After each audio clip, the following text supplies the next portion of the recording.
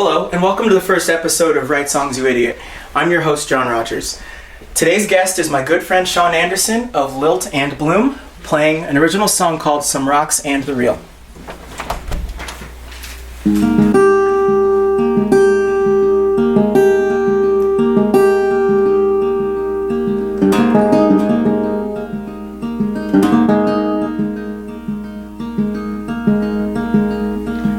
Hung a map up on my wall so that I wouldn't forget about all the decent things that I've done, the stories worth talking about.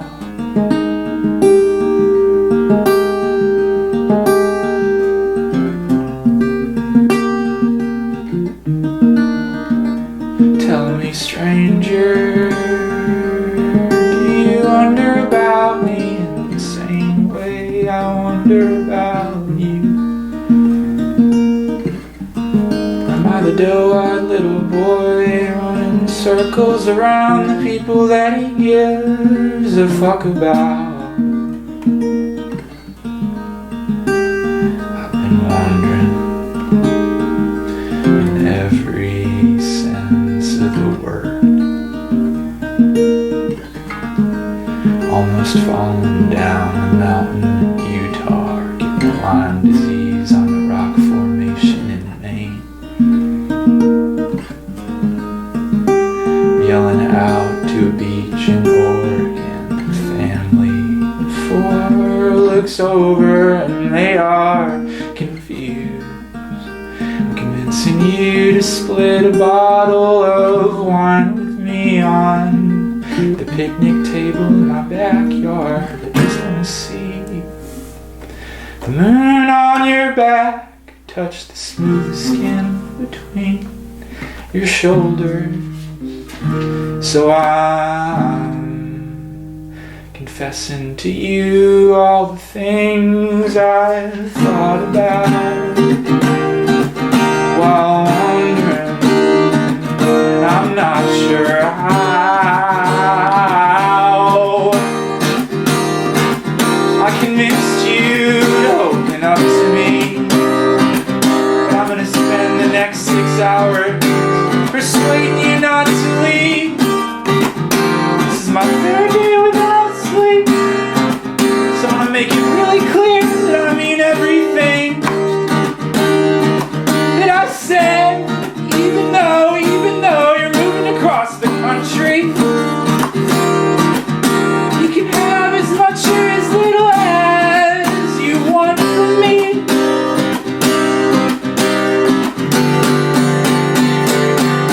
Right here, I'm off the shelf, so please don't quit. I fear being left alone, rough raw, close.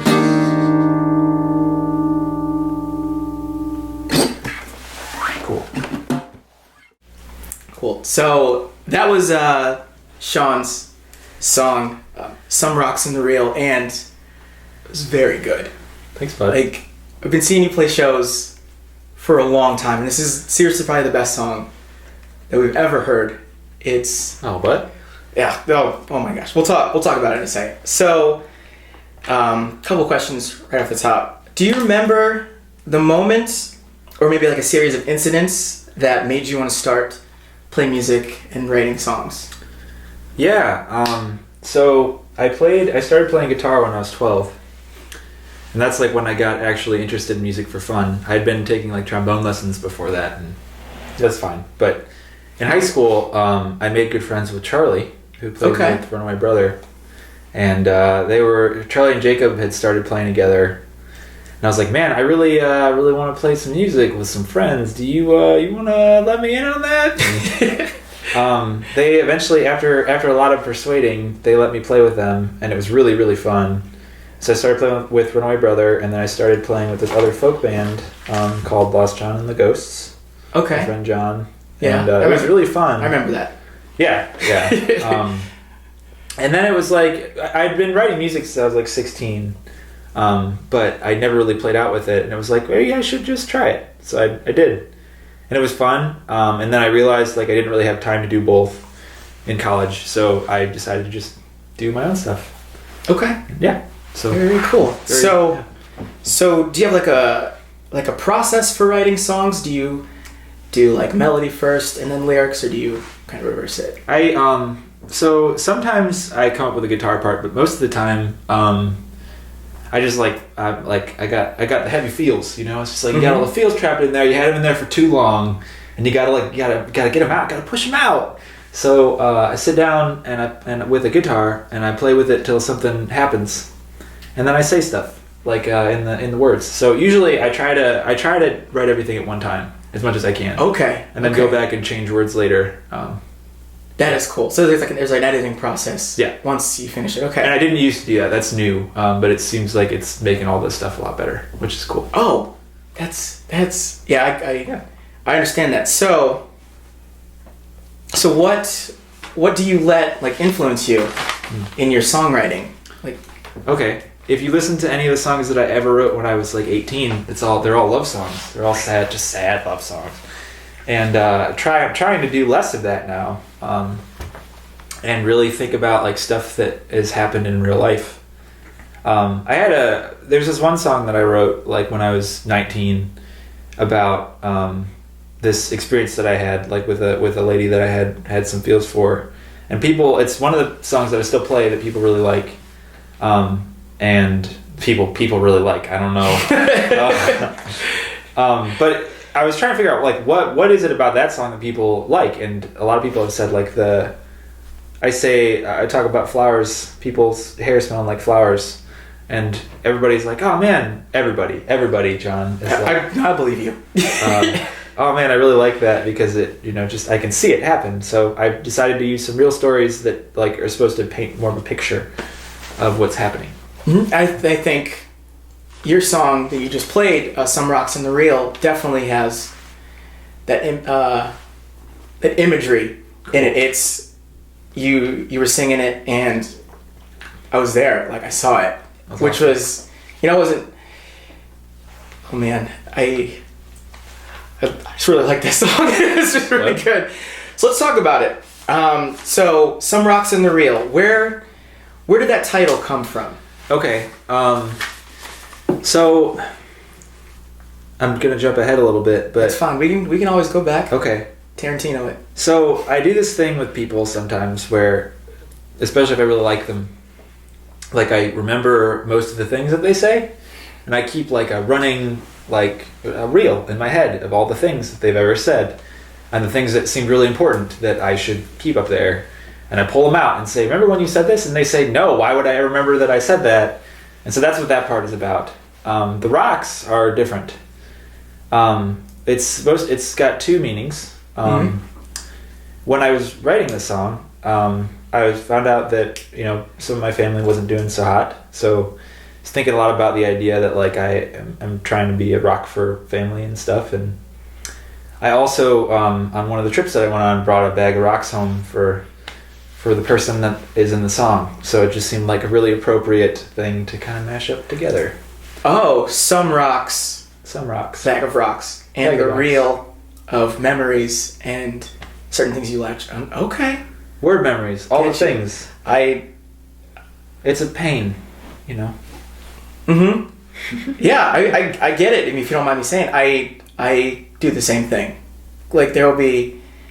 I don't make this about me, but definitely. No. I'm just gonna say like some of the songs I've written in the past have been about people, and I get home from doing something, and I write down everything I can remember about hanging out with them, and like what was said, little parts, text messages even have made it into some songs that I've written. Really? Oh, that's really cool. So thank you. So yeah, I get it in the same way. Can we talk about your songs? Can we? No, not about me. It's about you, bud. Come on, this is supposed to be about you. Okay, so before you played everything, I had you write the lyrics down, and we were reading. I was reading them while you were singing it, and the first verse. I hung a map on my wall so that I wouldn't forget about all the decent things that I've done. Stories worth talking about. So I would like to break this down as much as we can. So what about that act of hanging the map on your wall and the decent things and the stories, like where is that? Like, what are some of the decent things, and what are the stories, and how does that relate to hanging the map? So the feels that this kind of came from in the beginning were about moving to Madison, Wisconsin, which I did last year, Mm-hmm. and making new friends, and kind of like meeting new people, and trying to figure out like what to tell them, like how to, I feel like I've kind of like tried to spend a long time like building a decent human being, like a person that's interesting to other people. Okay. So I felt like the act of putting the literal map on the wall that I have in my apartment was like me saying, all right, I gotta keep track of all the decent things that I can talk about, the stories that I can tell the new people to keep them interested, and like, yeah, and to continue to build on this person that I'm trying to make. Okay. Yeah. That's pretty cool. I like how you think about that. So yeah, I should say on the map there are little pins in all the places that I've been, and a red pin means there's a story there. A black pin are from a couple of the road trips that I've gone on. So, yeah. It's a super cool idea. Yeah, well, it's a great idea. Yeah, I really like that. I want to see that map. I could show you. I would love to see that. You're gonna come visit me, right? Yeah, of course. Yeah. Okay, so next part. So obviously this song is about a girl. Tell me about her actually before we go deeper into this, because the rest of the song is for her, about her. So tell us maybe a little story about how you met, how you tricked her into talking to you after one day, and what kind of who she is. Paint us a picture of this girl. Okay. So a different person. I went on a Tinder date one time. Got coffee with. I know, right? I got coffee with this girl. She had said that she wasn't really interested because she had seen this guy, and I was like, "That's fine. You still seem like an interesting person." And we've become like pretty good friends, which has been really cool. Okay. And she has introduced me to some of her friends in Madison, and one of her friends was the girl who shows up in this song. Okay. And essentially, what happened was on one Saturday we were supposed to meet up with our mutual friend at the farmer's market, and our mutual friend was like an hour and a half late, so we just kind of hung out and talked about a bunch of stuff. It was like my first time hanging out with this person that I met like briefly before, but we had like really good conversation, and like it was really easy, and that was weird. Yeah, so great first way to meet somebody. It was kind of one of those things where it leaves like it felt too good. It was too good. It was like sneaky kind of. Okay. Been there. Yeah, it was cool. It was really cool. But the second verse thing isn't really about her yet. It's just about strangers, the people that the stories are for. Okay. Yeah. I had Stranger. a little wrong. No, it's okay. So I wrote the first part of that song when I was having the feels about meeting new people and getting the stories and stuff. And then the second part of the song was a surprise. So the first part I kind of wrote in Madison when I was in my apartment feeling down. Second part I wrote in my garage, my parents' garage at home, which is where I used to write all my music. Just like thinking, like, what do I feel right now? Like, what am I?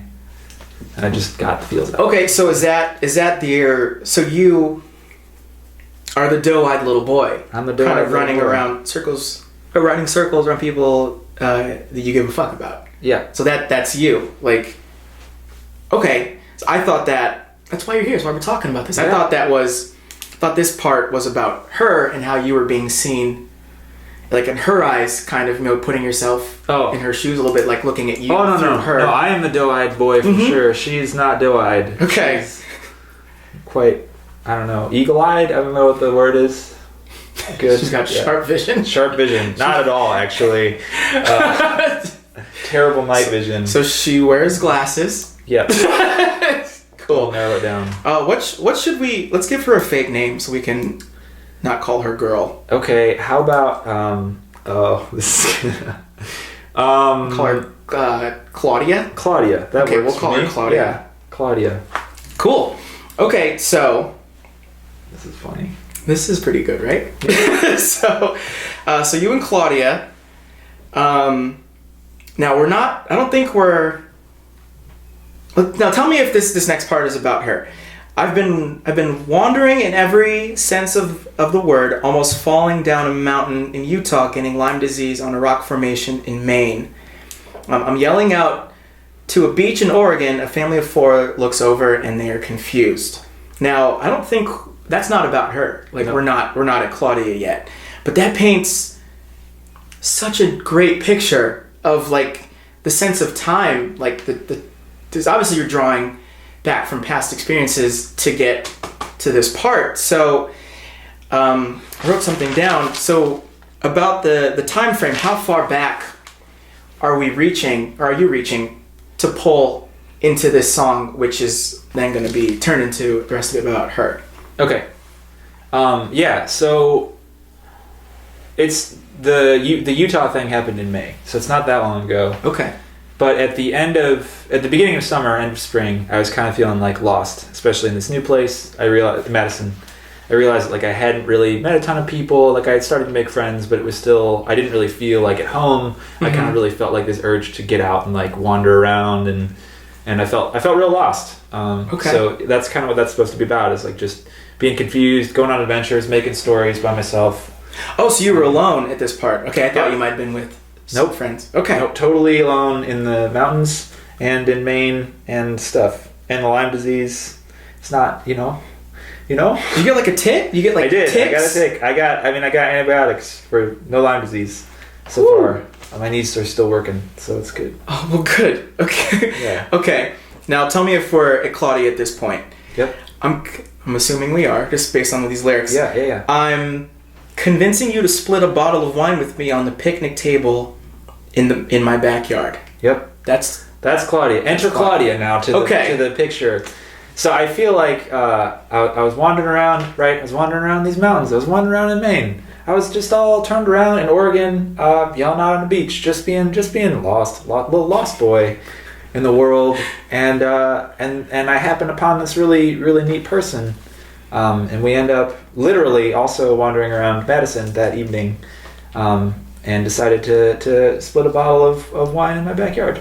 okay. Yeah. That's great. Like you're already forming memories with her. Yeah. With her. And I think that kind of ties back to, again, like you guys, you're like kind of writing everything down, kind of starting to remember, hit the mental tape recorder, and you see you're kind of getting things going in your head. Now, so tell me about the next part. Now, here's where I think you start to romanticize her a little bit. Yep, maybe a little bit. These are your words. I know you know the next part. So tell me about wanting to touch the smooth skin between her shoulders. Sure. And again, that imagery, and just go. It's fine. Go ahead. So up until that part, it was all, I had written it in Madison, like by the lake, even in my apartment. Okay. It was like being lost, being confused, being all turned around, and then that last part, it's like starting with the smooth skin and the wine in the backyard, was written in the garage in my parents' house. Because I was like, all right, how do I feel right now? What do I feel right now? I was like, I just want to touch the skin on her back, and yeah, and that's it was real. That is a real feeling that I had. So it's definitely romanticized a little bit, but also, yeah, she's got a nice back. I don't know. I'm sure Claudia has a great back. Yep. Great. Yep. So, Looks good. also again, so I'm confessing to you all the things I thought about while wandering.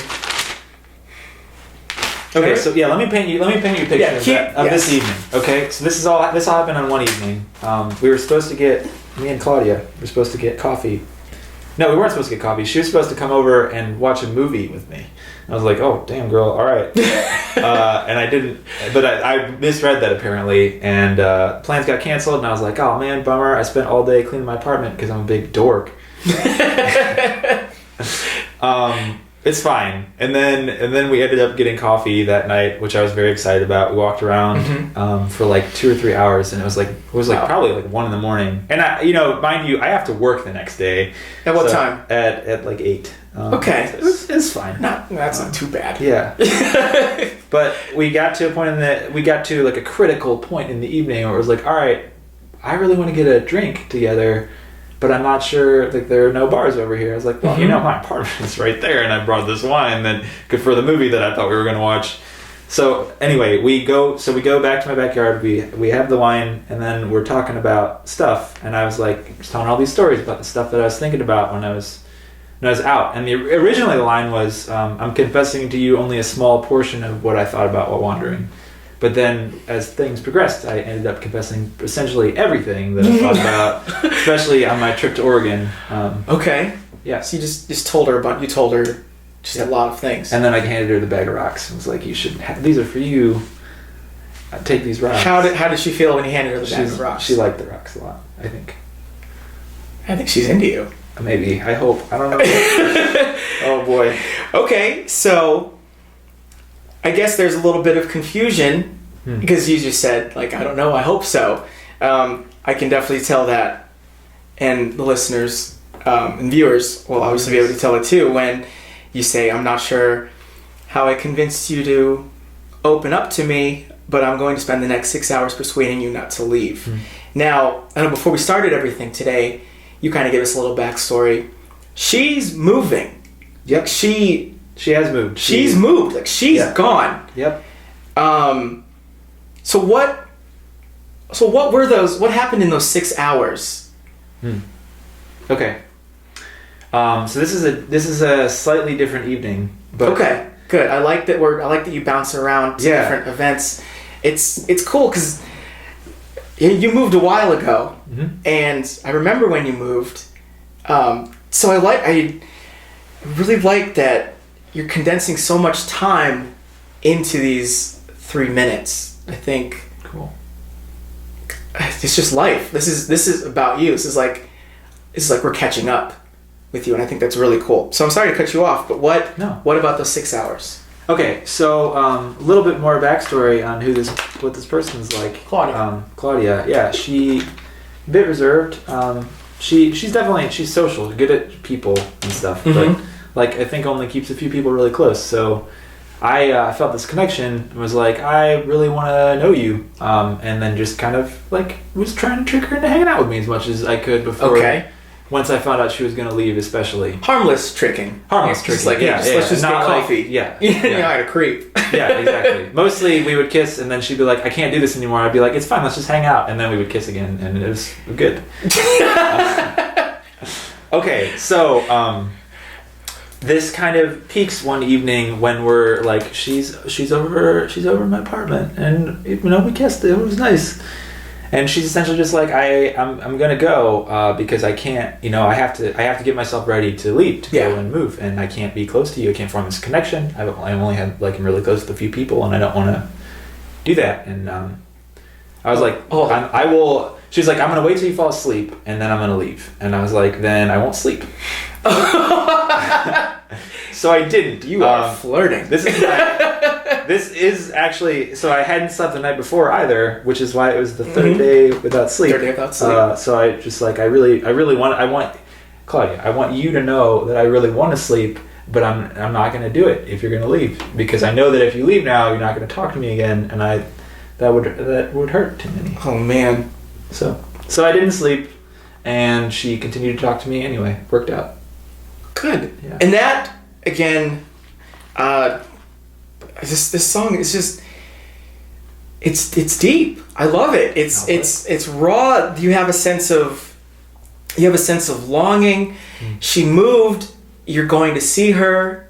Well, maybe. Yeah. Maybe. Sorry. You're maybe going to see her. It means you miss her. That painful, evil feeling of having to miss somebody that you care about is. It's really good. I love the imagery. The song is desperate. It's intense. You're confused at times. I love it. There's the listener, like Eric and I, sitting here in my basement, filming this.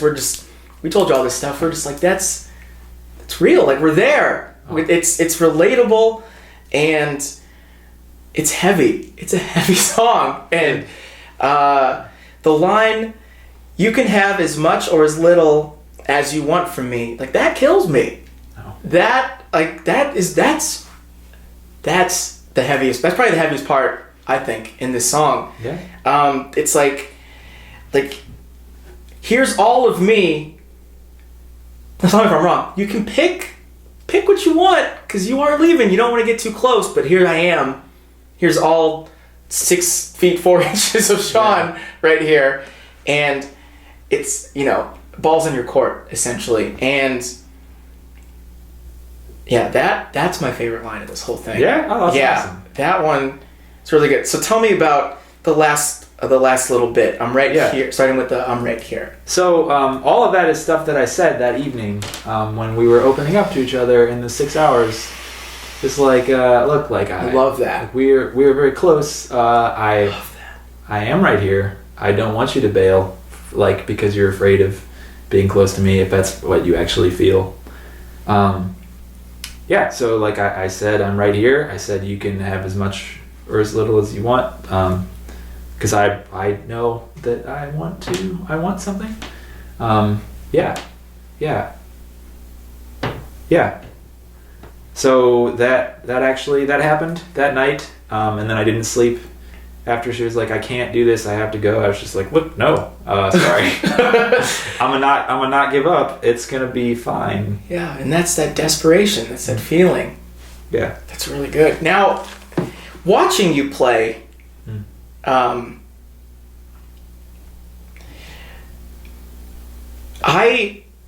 tell me if I'm wrong again. I was watching your face during the times you were playing, and you were focused, laser focused. It's like, if Eric and I weren't here, she should be here. Like, we're the wrong people to be hearing this song right now. Like, if anybody needs to hear it, it's Claudia. And I can see that in your face. I can tell it in the way you're singing. I can hear it in these lyrics. And I just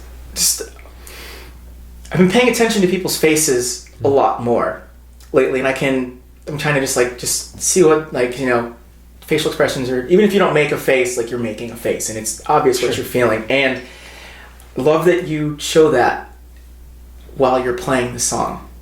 Like, you aren't here playing the song, you are with her, and you're like, listen up, play it. And then some of the stuff you said, if she were to hear that, she's connected to this. That's great. I mean, I don't know. Love that. Like, the most of the stuff I did say, right? Like, it's in some form or another. Yeah, which is why I like it. Like, it's, I like it was really easy to finish it because I already, like, I had said all the things that I did say in the song. Yeah. This is just a great song. Thanks, buddy. This is a very, very good song. I can't say enough about it. Oh, but I'm gonna touch your kneecap. How does that sound? I appreciate that. Do you feel good? I feel good. We did it. Anything else you want to add? Any social media stuff? We can talk about that. There's a Bandcamp page. Okay. Okay. I'll put all the stuff in the description. This is gonna be on a cassette tape called Cloud Trotting. Okay. Yeah. I know where that's from. Yeah, I know you do. Inspired by a dear friend, a dear close friend. Yeah. So it's gonna be on a cassette tape or something, some kind of full length thing called Cloud Trotting, on this new project that I'm doing called Lilt and Bloom. Yeah. The project is called Lilt and Bloom, and that's what I got. Yeah. Is that the Bandcamp link? Or no, it's liltandbloom.bandcamp.com. Okay. So, okay.